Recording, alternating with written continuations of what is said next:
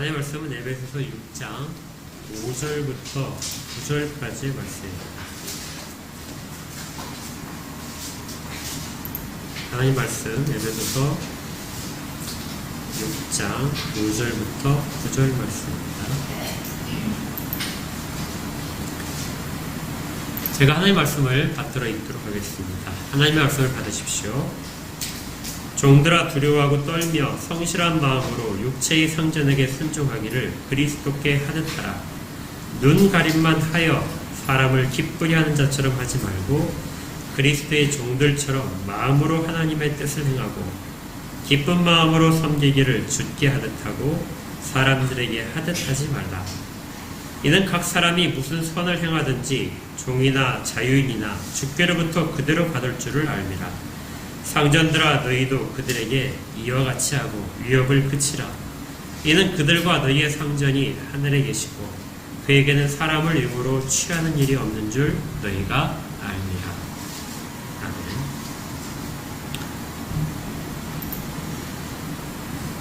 이 에베소서는 찬양으로부터 시작을 했었죠. 우리 가운데 하나님께서 얼마나 많은 일들을 베푸셨는가, 그리고 그것이 얼마나 우리를 변화시켰는가 하는 부분들에 대한 기억과 찬양이 있었고, 그렇게 구속받은 자들이, 은혜를 체험한 자들이 모여서 교회를 이루었을 때 이 교회가 어떤 모습이어야 되는가에 대한 가르침이 있었습니다. 그리고 그 교회에 속한 자들이 여제 다시 세상 가운데서 어떻게 살아야 되는가 하는 그러한 내용들이 이어지고 있습니다. 우리가 처음에 이런 질문이 하나 있었죠. 교회는 세상과 어떤 관계인가? 에베소서는 교회에 대한 가장 중요한 내용들을 담고 있는데, 그 중에 우리가 이 말씀을 대할 때 교회와 세상과의 관계는 어떻게 되어야 됩니까? 하는 부분이 우리 바탕의 지식에 있어야 됩니다. 어떤 사람들은 교회는 세상의 한 부분이다. 사람들이 다 세상에 속해 있기 때문에 이 세상의 교회도 세상의 한 부분의 조직이다. 이렇게 생각하는 사람도 있고, 교회는 세상과 완전히 구분되어야 된다 하고 그렇게 생각하는 사람도 있습니다. 하지만 우리가 살펴봤듯이 에베소서는 우리는 세상 가운데 속해 있지만 그들과는 구별된 교회에 속해 있는 자들이다. 그래서 세상에 속해 있는 부분과 교회에 속해 있는 부분을 다 가지고 있는 자들이다. 이것이 바로 이 땅에 있는 지상 교회들의 정체성입니다. 그래서 우리는 세상의 가치관과 그리고 기독교의 가치관 사이에서 둘 가운데 선택을 하는 그러한 경우도 생기게 되고, 그리고 또 적절히 조화를 이루어야 될 그런 사명도 가지고 있습니다.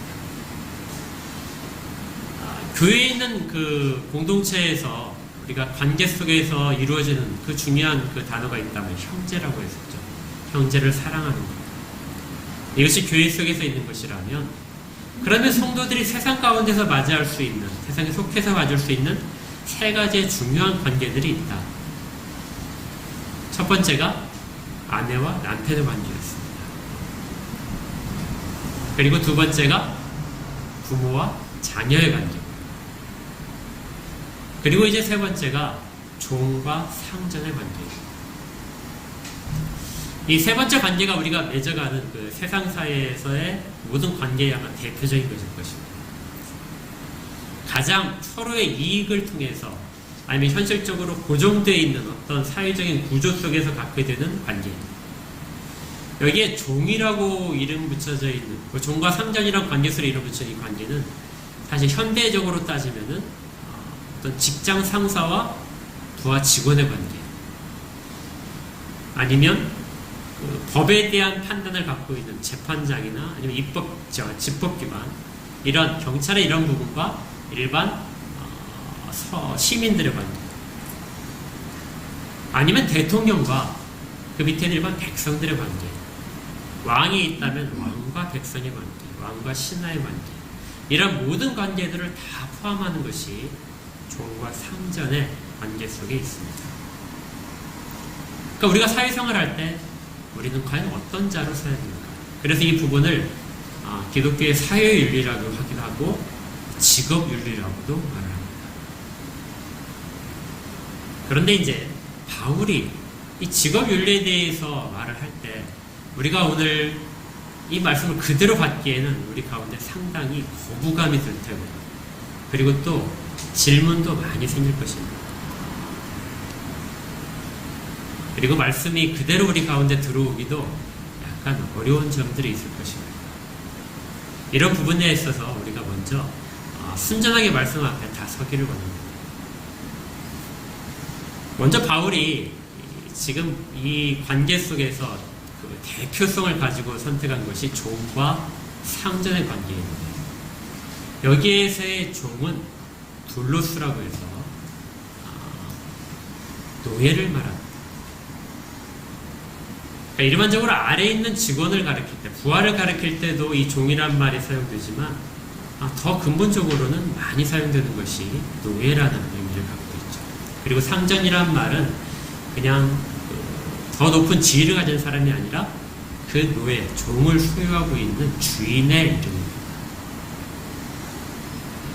아까 말씀드렸듯이 수많은 관계 속에서 정말 가장 극심하게 대조되는 관계가 있다면, 사회관계 속에서 대조된 관계가 있다면 노예와 그 노예를 소유한 주인의 관계겠죠. 어떤 것보다도 이 관계보다 더 극심한 대립은 사실은 없습니다. 사실 그 당시에 2000년 전에 이 로마를 중심으로 한 근동 지역이나 이런 곳을 보게 되면요, 노예 제도가 상당히 번성을 했었는데, 당시 로마 전체 그 인구 중에서 이때 1세기에 노예의 비율이 약 40%였다고 합니다. 그러니까 전체 인구 중에 40%가 다 노예였거든요. 그리고 이 로마 사람 치고 노예를 한 명이라도 안 가진 사람이 전혀 없었다 하는 말도 있었을 정도입니다. 특히 대도시는 이게 좀 심했을 텐데요. 대도시에 지금 에베소에 보낸 편지이기 때문에 에베소 지역에도 엄청나게 많은 노예들이 있었을 것입니다. 지금 우리가 생각하는 노예라는 그 개념과 우리가 노예라고 생각할 때 드는 느낌과 당시의 느낌은 좀 달랐던 것 같아요. 지금 여러분들 노예라는 얘기 들었을 때 그들에 대해서 어떤 느낌이 드시나요?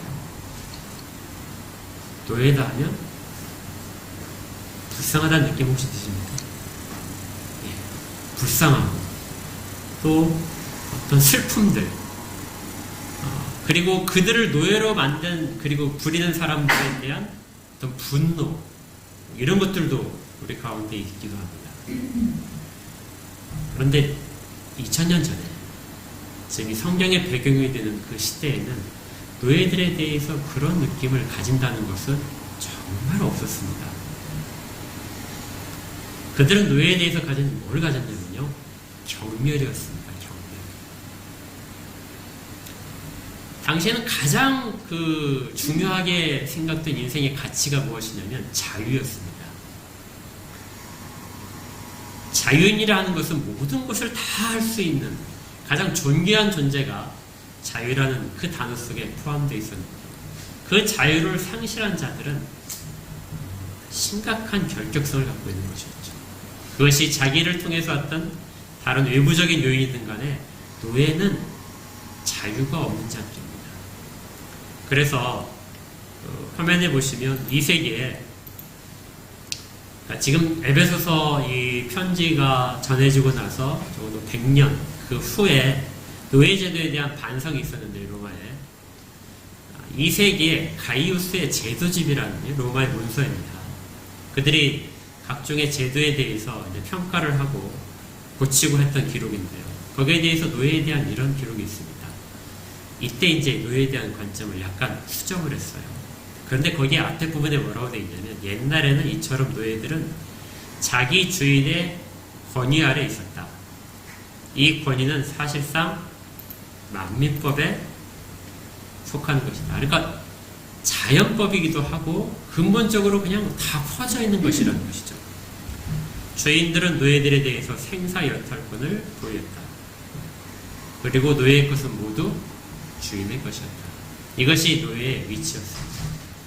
근데 철학자들은 여기에 대해서 그 근거를 제시해 주는데요. 노예에는 인격이 없다.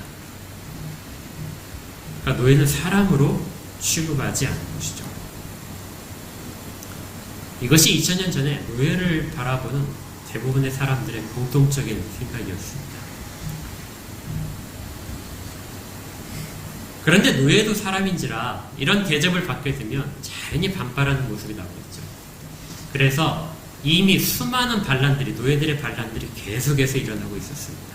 그러니까 노예라고 하는 것은 노동력을 제공하는 중요한 자원이면서도 언제 폭발할지 모르는, 노예들이 늘어나면 노동력이 많아져서 풍부해지는데 그들이 반란을 일으키면 얼마든지 큰 위협이 되는 시한폭탄처럼 그렇게 위치해 있는 것이죠. 당시의 교회도 많은 성도들이 노예들이었습니다.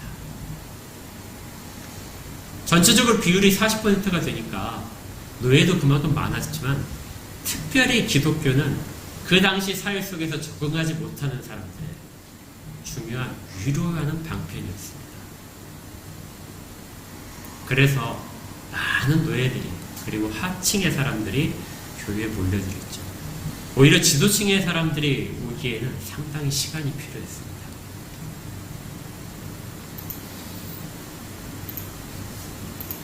이런 상황 속에서 에베소에 있는 노예들에게, 그리고 그들을 부리는 주인들에게 교회 속에서 어떤 자세로 서로가 만나야 되는가,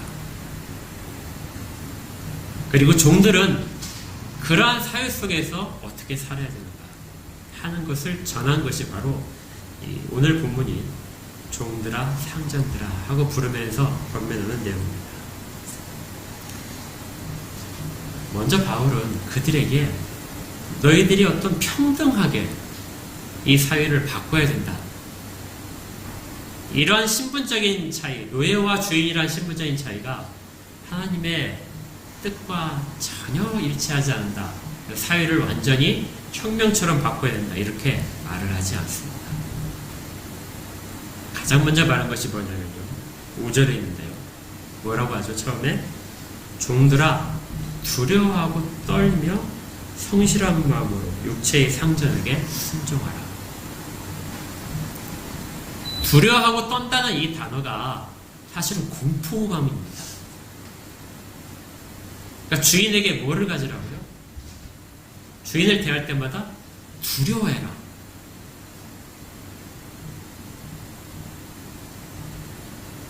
우리에게도 두려움이 있죠. 어떤 걸 대할 때 정말 딱 보기만 해도 막 소름이 끼치고 기겁을 하는 그런 것들이 있습니다. 그리고 꼼짝 못해서, 두려워서 꼼짝 못하는 상황도 경험할 수 있습니다. 쉽게 여러분들 경찰 어떤 게 교통 신호를 위반을 했는데 저 앞에 경찰차가 보였어요. 경찰이 서 있는 게 보였습니다. 그러면 어떤 느낌이 나와요?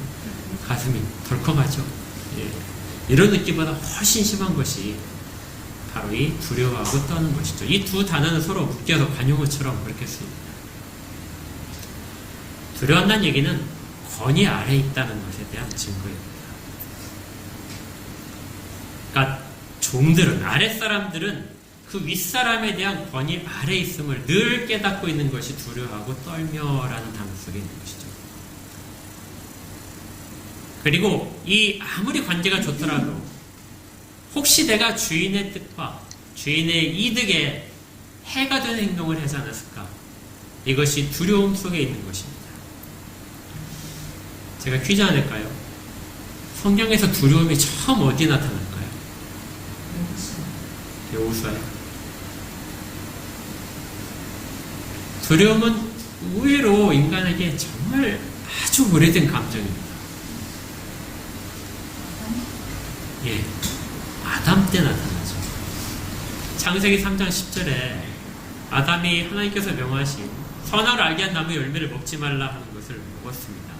그리고 자기가 벗은 걸 깨달아서 숨게 되죠. 하나님이 아담을 찾아오셨습니다. 아담에게 네가 어디 있느냐 하고 부르셨어요. 그러자 창세기 3장 10절에 아담이 대답하는 내용이 내가 벗었으므로 두려워하여 숨었나이다. 그러니까 처음 나온 단어인데 두려움이란 단어는 하나님 앞에서 하나님이 지시한 것을 내가 어겼다는 그 그 인식이 들자 하나님을 마주 대하지 못하는 두려움이 생긴 것이죠. 여기 종들의 자세에서 종들이 주인 앞에서 두려워 떨며라는 이 자세를 가져야 된다 하는 것은 주인이 요구한 것에 대해서 내가 그것을 따르지 못할 때 그리고 그것을 지키지 못했을 때 그때 드는 내게 큰 보복이 따르거나 큰 질책이 따를 것에 대한 예감입니다. 그래서 두려워하며 떠는 것이죠.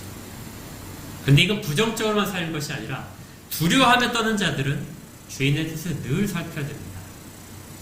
그래서 그 주인이 지시한 것을 어떻게 하면 잘 따를까? 어떻게 하면 잘 지킬까? 늘 노력하는 것. 이것이 두려움과 떨림 속에 숨어있는 긍정적인 내용입니다. 노예가 그렇게 하는 이유는 주인이 그에 대한 모든 생사를 결정할 수 있기 때문이죠. 그를 매를 때릴 수도 있고 굶길 수도 있고 다른 더 험악한 곳에 팔을 수도 있습니다. 노예는 늘 이것을 기억하고 있어요. 아랫사람들은 윗사람의 그 권위가 있음을 늘 기억하고 있어야 합니다. 그리고 두 번째 계속해서 이야기하는 것이 뭐냐면요. 성실해라. 성실하라는 건 뭐죠? 그 밑에 더 자세한 설명이 나와 있습니다. 이 조직에 있어서 조직을 어떤 공동체를 구성하고 있는 그 여러 사람들이 있다면 그 공동체가 가장 잘 유지되는 것 중에 하나가 원칙이 성실함입니다. 성실하지 않은 사람은 그 조직에 있어서 큰 해를 끼치게 됩니다. 분열을 일으키기 딱 좋은 그런 요인이 되죠. 어떤 식으로 하는 것이 성실하지 않은 거냐면요. 6절에 된 것처럼 눈가림만 하여서 사람을 기쁘게 하는 것이 성실하지 않은 겁니다. 그러니까 주인이 볼 때는 열심히 하는 것처럼 하고 주인이 보지 않을 때는 마음껏 주인의 일들을 저버리고 자기의 기쁨을 위해서 하는 것들, 그건 성실한 것이 아니죠. 자기의 유익을 위해서 무엇인가를 하고 있고 주인의 유익은 자기의 관심이 아니라면 이것도 역시 성실한 것이 아닙니다. 성실함이란 처음과 나중에 늘 한결같은 것이죠. 우리가 이런 예를 성경에서 구약에서 요셉의 이야기 속에서 볼 수 있습니다. 요셉은 노예로 팔려갔는데요. 노예로 팔려간 그 집에서 가장 성실한 모습의 표본으로서 그 자리에 서 있었습니다. 주인의 일들을 정말 성실하게 잘했고 책임과 함께해서 그 주인이 그에게 모든 것들을 다 맡길 정도였죠. 그래서 보디발의 아내가 유혹했을 때도 그 일이 주인에게 해로운 일이라는 걸 알기에 그 일을 벗어날 수 있었습니다. 이처럼 눈 가림만 해서 속일 수 있다고 생각하면서 하는 것들은 종의 자세가 아니다. 너희들은 그렇게 행해야 된다는 것이죠. 권위를 인정하고 주인에게 최선을 다해서 그의 유익을 위해서 헌신해라. 그리고 7절에 보니까 기쁜 마음으로 섬겨라. 그 일을 억지로 하지 말고 기쁘게 해라. 여러분들 직장에 계시니까 언제가 출근하기가 제일 싫습니까? 월요일. 언제가 제일 기쁘죠? 금요일이죠. 연휴를 앞둔 바로 그 전에. 예. 그런데 성경에서 말하는 것은 그 모든 일들에 대해서 뭐라고요? 기쁨으로 해라. 그러니까 이렇게 되는 것이죠. 직장에 출근할 때 월요일 날, 내가 오늘도 가서 내가 성실하게 일할 수 있는 직장이 있구나 해서 기쁨으로 월요일 날 출근을 하는 것이고, 금요일은 내가 힘을 보충해서 다시 와서 열심히 일해야자면서 그래서 또 기쁜 것이고요. 내가 이득을 얻어서가 아니라 주인이 이득을 얻으니까 내가 정말 기쁜 것이고 이렇게 하라는 것입니다. 이게 교회에 이제 적용을 해보면 교회가 그 성도들이 제일 기뻐해야 될 날이 언제일까요? 주일이죠. 그런데 실제로 성도들이 부담스러운 날이 많은 분들이 주일이더라고요. 제일 기쁜 날이 교회를 생각하면 월요일이죠. 왜냐면 수요일도 한참 떨어져 있고 금요일도 떨어져 있고 뭐 그러니까요. 특히 봉사를 하는 분들은 그것이 훨씬 더 아마 기쁜 것 같습니다. 그런데 모든 성도들에게 바울이 이야기하는 것, 너희들이 사회생활 속에서 어디 있든지 간에 누구의 일을 맡아서 하든지 간에 뭘 하라고요? 기쁨을 하라.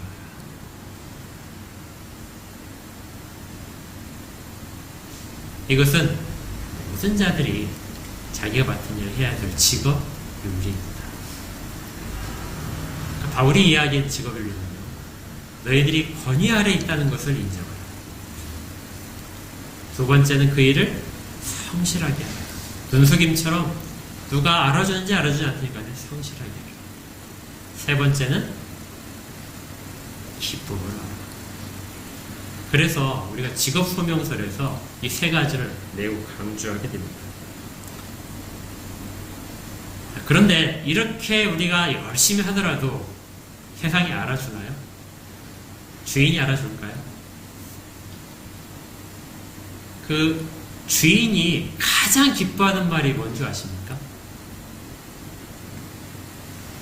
자기 종이 열심히 일을 해서 좋은 성과를 거두는 거예요? 절대 아니랍니다. 주인이 가장 좋아하는 것은 자기에게 아첨하는 말을 합니다. 자기를 칭찬해주고 자기를 계속 높이고 자기만 위하는 것처럼 하는 것이 가장 주인이 기뻐하는 일입니다. 실제로 왕이 되었을 때 왕이 간신들을 피할 수 없는 것이, 그것이 왕은 항상 자기 옆에서 자기를 칭찬해준 말을 따라가기 쉽다는 것이죠. 그 일을 간신들이 하는 것입니다. 그래서 우리가 이렇게 열심히 한, 성경에 기록된 대로 바울 사도가 권면한 것처럼 그렇게 한다 할지라도 우리에게 적절한 보상이 따라오지 않을 수 있습니다. 왜냐하면 이 상전들은 어떤 상전이냐면요, 다시 5절을 보시면요, 육체의 상전이기 때문에 그렇습니다. 우리가 직장에서 맞이하는 우리보다 높은 직급의 사람들은 다 육체의 상전일 뿐입니다. 이 땅 가운데서 우리가 살아갈 동안에 맞이할 수 있는 질서 속의 사람이고, 그들은 역시 부족하기 때문에 그들은 잘못된 판단을 하고, 그리고 자기들 잘못된 결정을 통해서 성실하게 하나님의 백성들이 이른다 할지라도 인정을 해주지 않을 경우도 생깁니다.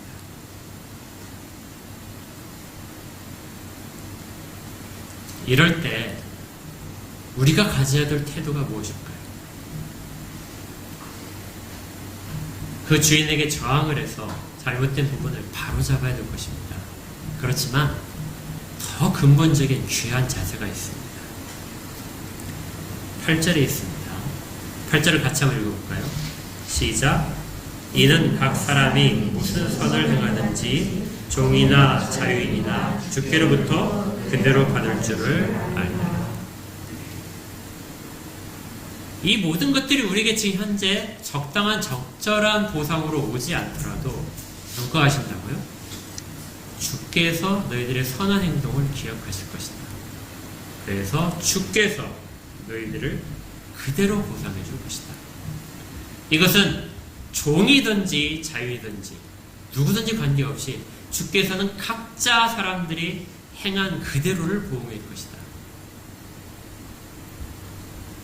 그래서 그리스도인들은 누구로부터 받는 것을 더 소망하냐면요, 주인이나 상사로부터 인정받는 것보다 하나님으로부터 인정받는 것, 우리 주 예수 그리스도로부터 인정받는 것이 가장 크게 소망되는 바입니다.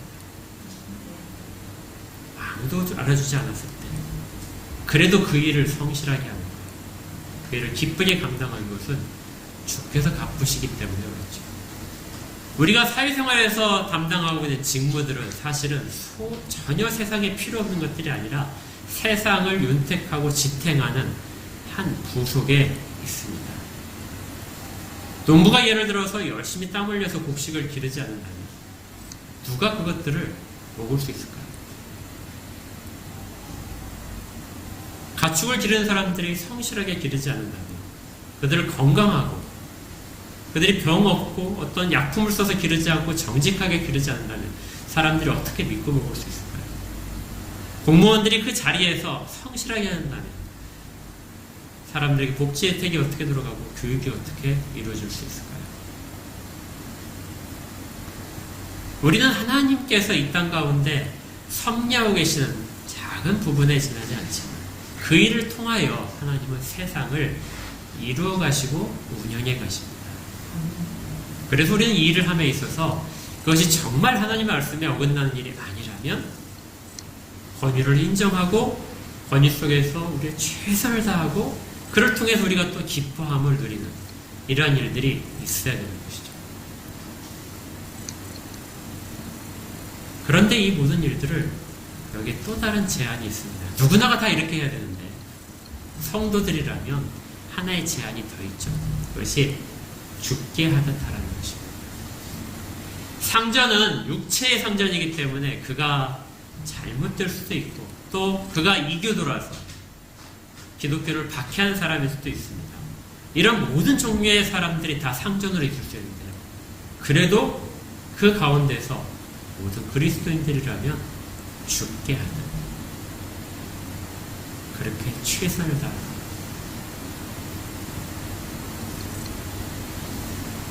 자, 그렇다면 이제 종에 대만 이렇게 하니까 너무 서운하잖아요. 근데 바울은 주인에게서도 말합니다. 주인들아, 9절이죠. 상전들아, 너희들도 그들에게 이와 같이 하라. 주인이라고 해서 노예를 마음껏 할 수 있는 건 아닙니다. 주인들도 자기의 종들에게, 자기의 노예들에게, 왕이라도 자기의 신하에게, 재판장이라도 그 재판을 받으러 온 사람을 그에게 위협을 그치고 성실하게 대하라. 이 위협을 한다는 얘기는 쉽게 얘기하면 공갈을 치고 협박하는 것입니다. 그리고 막 윽박질러서 자기의 권위가 있으니까 권위를 통하여 모든 것들을 강요하는 것이 위협입니다. 그런데 이것이 뭐하고 같이 상통하냐면요. 위에 보시게 되면 4절에 이 부분이 있었죠. 아비들아 너희 자녀를 노엽게 하지 말라. 권위 있는 자들이 아랫사람에게 위협하고 그들을 하게 되면 아랫사람은 거기에 대해서 노여움을 갖게 됩니다. 그러면 관계가 바르게 조용될 수 없고 정말 형식적이고 눈가림하는 그런 관계밖에 되지 않고 그 가운데 기쁨은 전혀 나타날 수 없습니다. 상전들은 아랫사람에게 있어서 그러한 것이 일어나지 않도록 그들을 위협하지 않고 그들을 잘 이해시키도록 이야기해야 됩니다. 그래서 5절의 종들이 육체의 상전에게 순종하라는 이 말은 바로 위에 있는 자녀들아 주 안에서 너희 부모에게 순종하라 하는 이 단어와 똑같습니다. 휘파쿠어에서 말씀을 잘 듣고 이해 잘 분별해서 그걸 인정하면서 따라갈 수 있도록 그렇게 하는 것이 휘파쿠어라고 그랬죠. 상전들은 아랫사람에게 대해서 그렇게 대해야 돼요. 그리고 종들은 아랫사람들은 그 주인의 뜻이 무엇인지를 잘 헤아려서 주인의 유익이 될 수 있도록 그렇게 해야 됩니다. 그러다 보니까 때로는 주인이 해로운 일을 지시할 수가 있어요. 주인에게 해로운 일인데도 불구하고 주인이 판단을 하지 못해서 그 일을 지시할 때도 있습니다. 이런 때는 정말로 지혜롭게 주인을 권면하고 바르게 갈 수 있도록 해야 됩니다. 이것이 조직 속에 있는 그리스도인들의 직업 윤리입니다. 자, 그런데 여전히 우리 가운데 불만이 남아있을 수 있습니다. 그렇다면 기독교는 사회 체제를 유지시켜주는데 정말 도움이 됩니다. 기독교가 있다면 사회에 무슨 정치적인 변화는 전혀 이루어질 수 없는 것처럼 보입니다. 그렇죠? 상전들에게 순종하게 되면 왕이 어떤 일을 잘못하더라도 거기에 대해서 왕 아래서의 권위 가운데 있어야 되니까 체제를 유지하는 데 기독교가 마치 동원될 수 있는 듯한 그런 느낌을 받습니다. 또 하나의 불만은요. 왜 많은데 이렇게 권면을 받아서 행해야 될 사람들이 많은데 왜 약자에 속하는 아내에게 먼저 이야기하고 남편에게는 별로 말을 하지 않습니다. 남편에도 말을 했지만 그 내용은 왜 적은가? 부모와 자녀 사이에서 약자에 속한 것은 자녀인데 자녀에 대해서는 바울이 많이 권면하고 부모에 대해서는 딱 한마디밖에 없는가. 여긴 더 심하죠. 종들에 대해서는 아주 정말 구체적으로 이렇게 하라고 말하는데 왜 상전들에 대해서는 니들도 그렇게 해. 이렇게 단순하게 말하고 맙니다. 기독교는 약자들에 대해서는 훨씬 많이 권면하고 권위를 가진 자들에게는 별로 권위를 하지 않는, 권면하지 않는 것처럼 그렇게 보이기도 합니다. 이런 일들에 대해서 우리가 어떻게 가져야 될까요? 저도 이 부분이 정말 여러분에게 전달하기 어렵고 저도 어떤 체계를 잡기 힘들어서 많은 고민을 하고 이 부분을 어떻게 전할지 그래서 기도도 많이 하고 있었습니다. 그래서 발견한 것이 두 가지입니다. 첫 번째는 하나님은 일반 세상의 역사를 섭리하고 계시면서 그 가운데 교회가 속해 있도록 하셨다는 것을 다시 발견하게 됐습니다. 그러니까 우리는 우리를 통하여 세상의 역사가 바뀌고 진행되기를 원하는데요. 그런데 하나님은 우리만의 하나님이 아니라 이 세상 역사를 주관하시는 모든 자들의 하나님이십니다. 그래서 역사적인 체제, 왕조가 바뀌는 것, 그 다음에 국가가 흥망을 거듭하는 것들이 하나님의 섭리 가운데 다 있는 것이고 우리 각자는 그 가운데서 하나님이 그들을 변화시키는 데 사용될 수도 있고 유지하는 데 사용하시는 부분도 있습니다. 각자 세워놓은 자리가 다 다르다는 것이죠. 그 가운데서 주의 뜻에 맞추어서 가장 성실하게 사는 것이 각자에게 위치가 주어진 그 일에서의 하나님께 충성하는 일인 것입니다.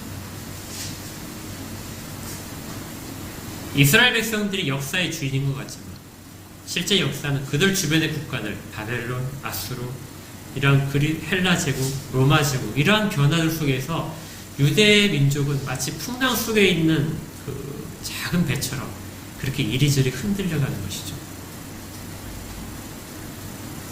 그래서 역사 속에서 매우 초라해 보이지만 실제 내용에 있어서는 역사를 변혁시키는 가장 큰 힘은 그 가운데 유대민족 가운데 나왔던 것이죠.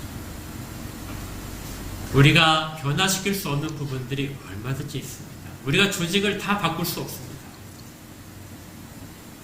그런데 그 조직 속에서 우리가 주의 뜻 가운데 있음을 보여줄 수 있죠. 그것이 우리에게 주어지신 사명인 것입니다. 두 번째 깨달은 것은 왜 정말 약자들에게만 이렇게 하는가? 강한 자들을 변화시키면 약자들은 자연스럽게 변화될 텐데 왜 하나님께서는 우리 주님께서는 바울을 통하여 약자들에게만 권면하시는가? 이 답은 참 발견하기 어렵더라고요. 그런데 기도 끝에 이런 생각이 들었습니다. 이게 정답이 아닐 수도 있는데 지금까지 제가 발견한 하나님의 뜻은 하나님이 권면하는 자들은 하나님이 사랑하시는 자랍니다. 하나님은 상전들보다 종들을 더 사랑하시는 거예요. 상전들이 하나님의 뜻에 순종하기보다 종들이 하나님 뜻에 순종할 수 있기가 더 가깝다는 걸 깨달았습니다.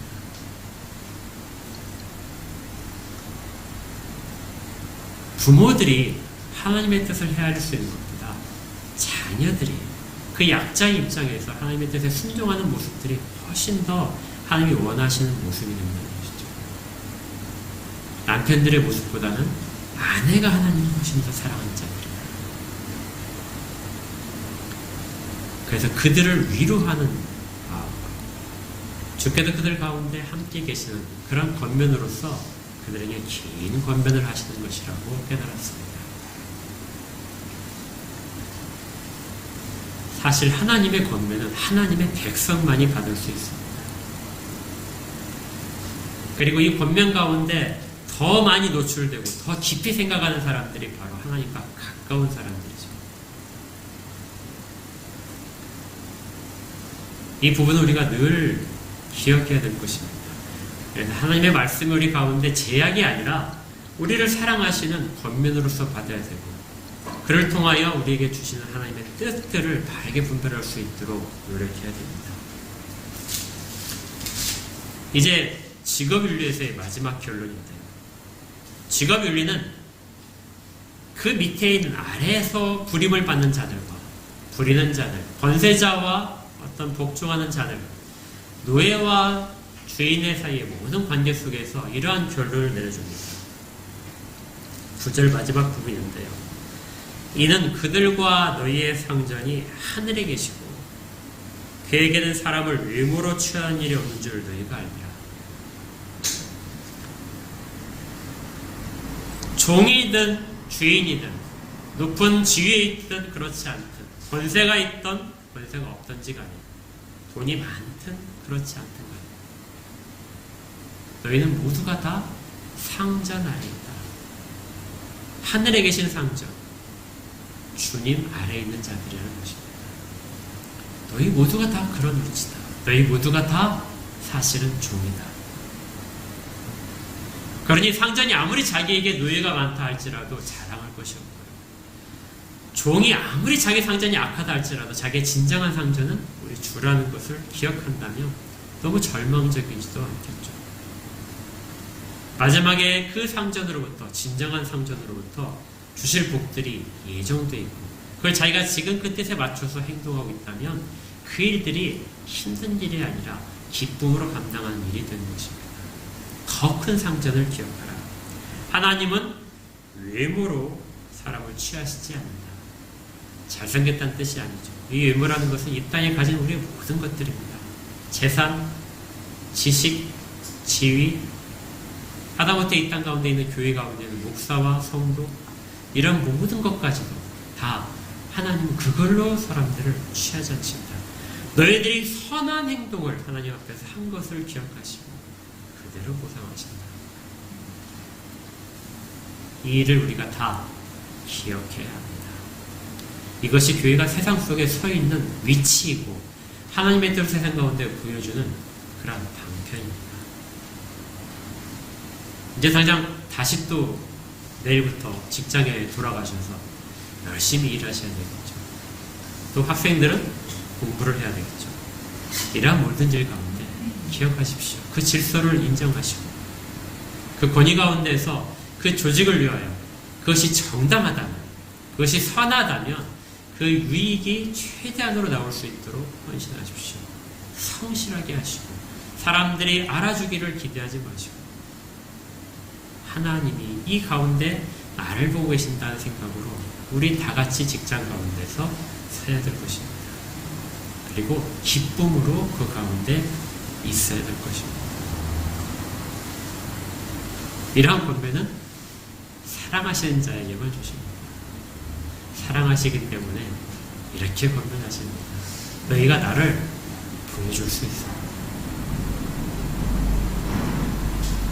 우리 한특교회에 속해 있는 모든 지체들에게 이 은혜가 임하기를 주의 이름으로 축복합니다. 기도하겠습니다. 하나님, 감사합니다. 말씀을 들었지만 이 말씀이 저희들 앞에 큰 벽처럼 넘지 못할 것처럼 그렇게 보이기도 하는데, 그럼에도 불구하고 이 일들을 할 수 있다는 소명을 주십니다. 기쁨과 소망을 주심을 감사드립니다.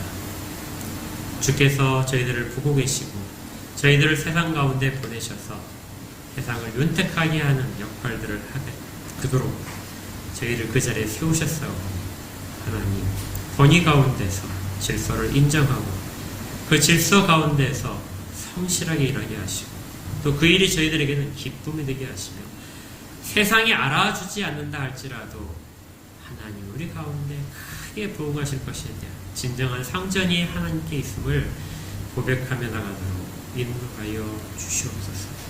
삶의 그래서 현장 가운데서 주를 드러나게 하시고 저희들은 그 일 가운데서 기쁨으로 즐거움으로 직장생활할 수 있도록 도와주시옵소서. 예수 그리스도 이름으로 축복하며 기도합니다.